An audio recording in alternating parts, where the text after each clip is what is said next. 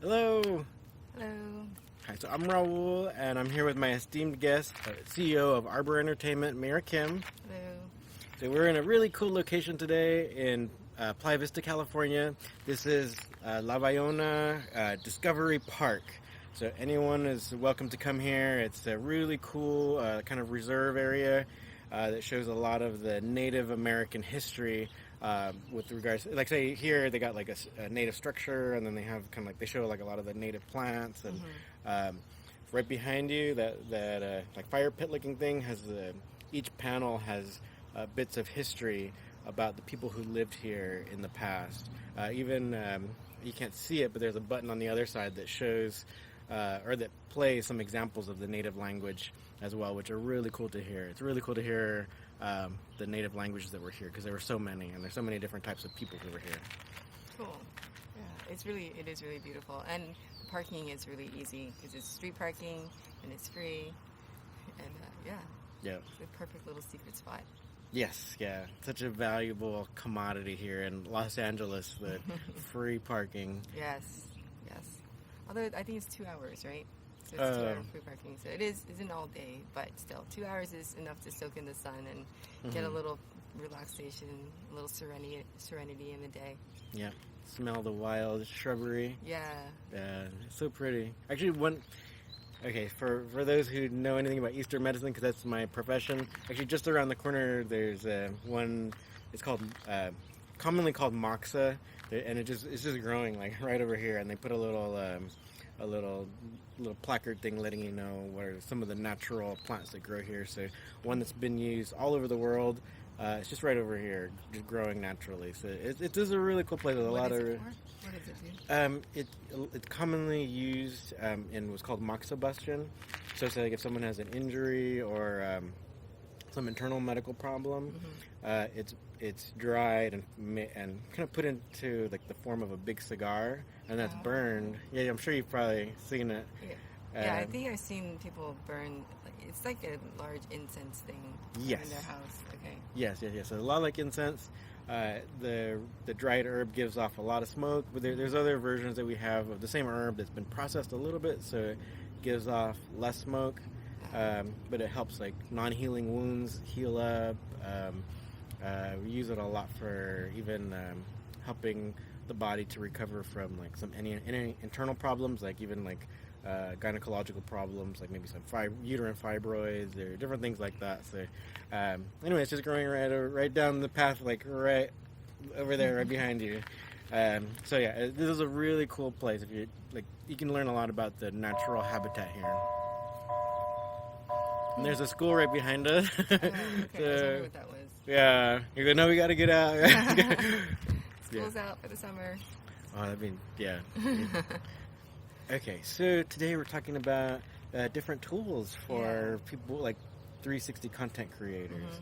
Right, can you, maybe you can start us off with some of the things that you're one using? of the, it's not necessarily, I guess, just something I just started using just because it's out on beta right now.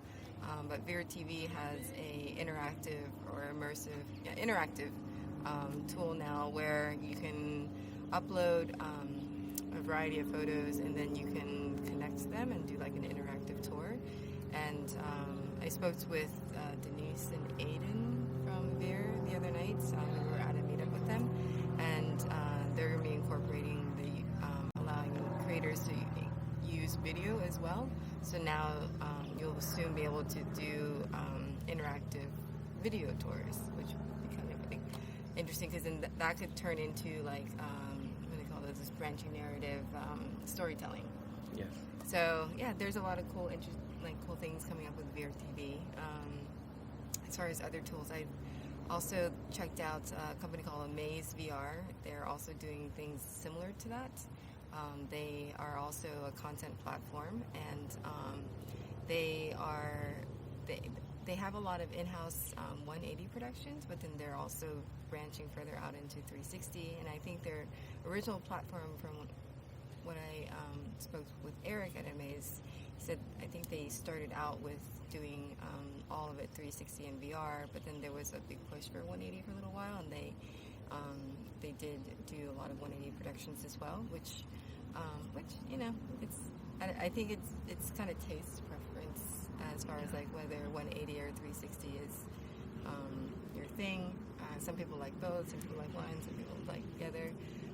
But they do have like specific tools that they use, that they customize for their content creators, that you can actually reach out to them directly, and they'll work with you and basically either kind of guide you as far as how to get things done, or they'll work with you on their internal software tools that they have available to them to help you get what you want done. So that, I thought that was cool too. And I think also VeeR does that too, right? Mm-hmm. Yeah. Like if you contact them and let them know, hey, this is what I want to do.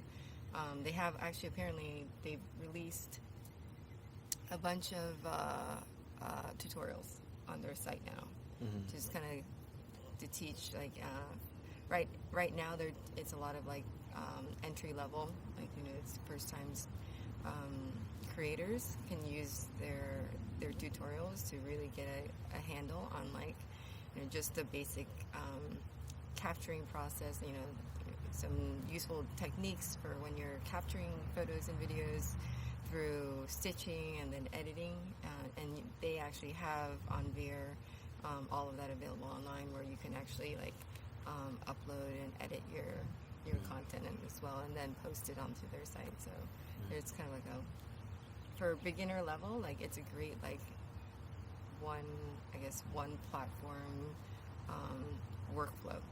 Yes. Yeah, I think this kind of attitude that these companies are having, where they're really helpful to the users, is so vital. Because the main problem that is often spoken about is the whole idea about user adoption and how it's so difficult. And for many people, many beginners, right, especially for stuff in 360, like an example that I had just this past weekend. I don't have this camera, the GoPro Fusion, but someone came up to me because I was using this camera. I'm using the E right now. So I was using that, and the guy was saying, "Oh, I bought the Fusion, and it has like 2 SD cards, and then I can't quite stitch everything on my at-home computer." This guy was a complete novice, first time using. He just bought the camera. He's never really filmed anything in 360, but he doesn't sound enthusiastic about continuing to use it, because he did film stuff, and he's saying even the software on his home computer isn't quite working to stitch everything. So these types of instances, it does kind of hinder the growth of 360 video and even the adoption of this, like people creating content and also consuming the content. That's why it's great that VeeR and then the other company you just mentioned. Amaze. I mean, they do a lot of Amaze VeeR. They have their own like internal production team, so they have a lot of knowledge that they can share with content creators too, who go onto their platform. Because since they have experience from beginning to end, they can work with you, and help you troubleshoot. Like if that guy happened to have wanted to work with Amaze VeeR, would probably have someone kind of actually walk him through like what the steps that he needs to do in order to like get his footage stitched and then edited. And then there's so many different editing platforms now that allow you to, like, as simply as like even Action Director for if you have a Gear 360. Very simple workflow where you just you just import your video, it automatically stitches it, and then it has a very simple like kind of editing tool where you can kind of cut and like trim, and they have like these template graphics that you can add into, so you can kind of spruce it up a little bit. So like these kind of like simple end-to-end workflow things are really great just to, as a beginner, just to like figure out like what you like to shoot, like what kind of content you like to shoot, or what kind of content you want to create. And then also it starts to give you at least your first steps into like what is your style, like what do you like, what you don't like. And then just based on like those simple like graphics that they have, you can from there, you can go on to the more advanced platforms, like using After Effects and Premiere to edit and use your graphics. And I love how Adobe's one of those interesting companies where I really appreciate how much they're expanding, and at the same time, I think it's a little difficult for any company that expands very quickly and suddenly grows their user base, and still being able to have that kind of like one-on-one kind of relationship with your clients. I think they've done well enough because they have all these forums that like a lot of their users can actually like kind of help each other, and they have these moderators that are able to answer a lot of questions, but then also there are a lot of questions that can't be answered as well, because like there's just this sheer volume of questions that are being addressed. But with like companies like VeeR, even though they're a growing company, right now it's great to work with them, because when you send them a question, they respond immediately. And companies like VeeR and like all these like growing companies like that are starting out now, it's a great time to get in this space because you can establish that relationship with the people who are growing the company. So hopefully like you'll rise with them. And then like, I don't know, 10 years down the line, someone who's new, and if, companies like VeeR are still like growing, then it might not be that same experience where you have that immediate interaction. But now is like the perfect time to get in with these companies, because they want to help you grow, because when you grow, then they grow. And and vice versa. So it's a very nice, like, what do you call that? It's collaborative, but like, you know what I mean, right? Yeah. It's a collaborative environment right now. It's a very collaborative environment, which is what I really love about it.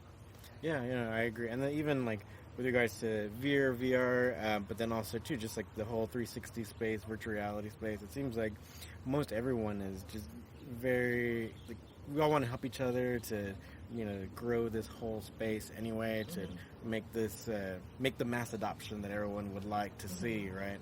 Yeah. Because this is a really cool medium. It's a really cool art form. We can tell great stories with it. Yeah. And so we really want it to grow, because we want people to enjoy the stuff we're creating.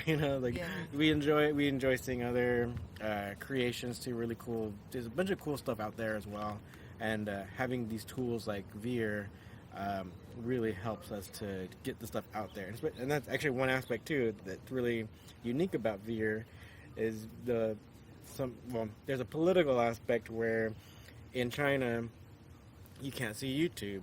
Right, so they block some sites, and then what's so special about VeeR is that you can't.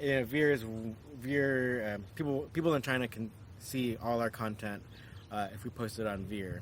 So basically, this is one of the platforms that many people in these other countries where they block YouTube, VeeR is there. So I have seen people make comments or likes from all these different random countries that I don't really think about so much, but I think it's so cool that they're actually able to access these sites. It's unfortunate that they have limited access to the internet. I don't think that's really a problem for any government really to not allow open internet or whatever. But anyway, so we have these situations, and it's really cool that VeeR does have access to these people in these different countries. So that's another reason why VeeR is special, because you can actually reach these audiences. And there's, say, like in China, there's over 1 billion people, and they're all really tech savvy, and they enjoy this kind of content. So it's like at least we can be in these countries where 360 content is pretty hot and pretty accepted. So it's great to be there, because if we were only on YouTube, then we wouldn't. Well, that's a good point too. Is like thinking about the content that is accessible there, because then if your content does do well in China and it's not in Chinese, it means that you're still able to get your story across in a visual way, which this is a visual medium, so it's a great way to test your storytelling skills too. Then. Yeah. Yeah. But then you can also try to learn Chinese as well. If that's another homework assignment you would like to take on, to speak to them directly in their own language. But yeah, like I think Yeah. you mentioned a few weeks ago, you found one animated 360 video where there was like no dialogue at all, right? And it was just like a really cool story without any dialogue. So Yeah, I think I think sometimes we fall back onto dialogue because it's the easiest way to communicate an idea. But I think it's more powerful when you can do it without dialogue. Yeah. When you can do it with the environment. That's another reason why I really like 360s, because you use the entire environment to tell your story. Yeah. And, you know, even, like, for example, for a setting like this, like, it's a very calm, very calm environment.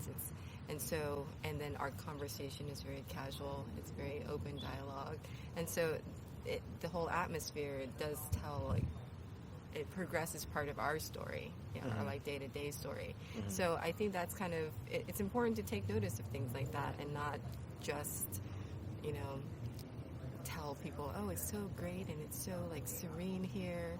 You know, it's much better when like someone can like look around themselves and they just feel it themselves, you know. Yes. So I really do like that about 360 storytelling, because it kind of reminds me that I have to use more tools than just dialogue. Yeah. One thing you reminded me of, that speaking of dialogue specifically, it took me back to my theater school days, and I had one professor who really super brilliant, and he was the main professor that taught us the play reading and analysis techniques. And but one thing he pointed out too, like with regards to musicals, he talks about like the heightened emotion. So basic emotion, that could be dialogue, right? People just talking to each other. But then when anything gets heightened, they sing, right? But then when you want to go one step beyond that, you'll notice in these musicals, they'll dance. Right, so interesting. Yeah, so one of the examples he gave, if you guys want to go back and watch this movie, The King and I, right? So in there, he kind of showed an example where it's like, yeah, it starts off dialogue between the king and the woman, and then you know, they're attracted to each other. So then all of a sudden there's a song, and then when the emotion builds up so strongly, so intensely, they have this big ballroom kind of dance that they do, right? So these types of physical things that can be done to show the emotion and the story, to progress the story with regards to like how intense their affection is for each other, can be done in other ways than besides talking. Yeah. So back to cool tools though. Yeah. All right. So you were telling me earlier about Google Street Maps and being able to do interactive things on there too. Oh, that was kind of news to me. Oh, okay, cool. So, we both, so for the viewer, we both put our 360 still photos of different locations on Google Maps, right? So, but what you can do is create these interactive tours of these different locations. So, the only thing is that you would need a separate app to do this. So say like if you are at a Google Street View, right? Yes, Google Street View. So it's all through Google. There's other ways that you can do this, I hear, but the one that Google designed is you need the Street View app. So say like if we're in this little dome, right? So we can start by taking like a picture like right out front of the entrance, and then maybe one right in the middle of it, and then one out that entrance. So we'd have 360 photos. And you upload that to Maps, and then you use your Street View app, and on your profile, then you can take these photos, and then you can label them in space. So on the map, if someone looks this up, they can actually like start by being there, like having almost like they're standing there in 360, and then there'll be little arrows that will allow them to know which ways they can walk. And then so maybe they can walk forward and they'll be in this dome, and it's all, and you can also change the orientation, so everything is right as though you're actually still walking forward, like from that entrance through the middle here to that exit, and then you can go out. So all this stuff can be created on this Google Street View app. It is a little tedious because you're doing it on your phone or whatever, but I just did one of a preschool that was 12 photos. Still worked out. But yeah, if the simpler, the better. I'm going to try to look into some other tools, I guess, that you can kind of integrate with Street Maps or with Google Maps. So you can do it on another site and then just put them in directly to Maps. But right now, the Street View is, it'll still do it for you, and that's what it's designed to do. So if those of you who are taking 360 videos or 360 stills of different locations, upload them, because later on you could be a trusted photographer and you can charge for your tours. I wonder if Evo is another company that is actually doing interactive. It's one of the features that they offer is interactive timelines, interactive videos and photos.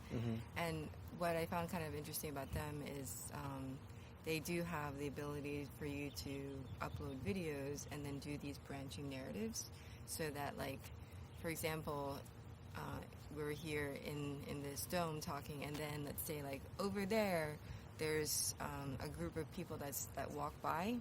You can start to select to follow them, so our video continues. Well, I guess technically stops if the person like jumps over to the next one, but it's seamless in the timeline itself. So it's like the viewer can go from here and go directly into the middle of their conversation there, and it would go on. And if they happen to come back here, time would have passed, and we would be further down in our conversation. Nice. So these branching narrative stories I find really interesting, because then it is almost like you're creating this world for people to like suddenly like follow specific characters, and like you only know what you watch, in a sense. Like not everything is revealed to you. It's not just like the linear storytelling where like everything is kind of slowly like revealed to you. You might miss something, because like you might someone might be hearing a conversation with us, but there's important information over there happening. Someone's scheming something over there, So yeah, I'm very curious to try out one of these and develop one of these branching narrative stories. Yeah, no, that's what's cool. So it's like you mentioned the Street View thing, and that's kind of like space, but then now we have these more advanced tools where it's like you have time included as well as the space, the different orientations that are all like you said, creating a world for the viewer to experience. Yeah, it's really awesome. So hopefully other people get excited about this as we do. Yeah. Right? Yeah. I think, and there's a lot of opportunity when it comes to, in general, like in storytelling. There's always this constant push. I went to the Produced By conference this past weekend, and did we run out? What happened? Did it stop?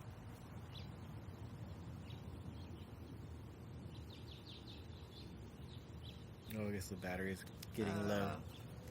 It stopped? No, it's still counting. Oh, okay. It's still going, so I'll make this short. But apparently, since I started in the creative space at all, this is back when I was doing theater, and people are always wanting to do something new, something innovative, and I don't know necessarily. Over the course of now it's been 20 years of doing storytelling in some aspects.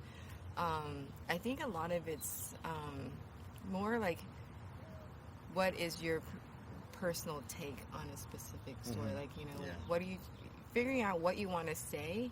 I think is the first step, and then how you say it becomes your unique. That's the unique part of it.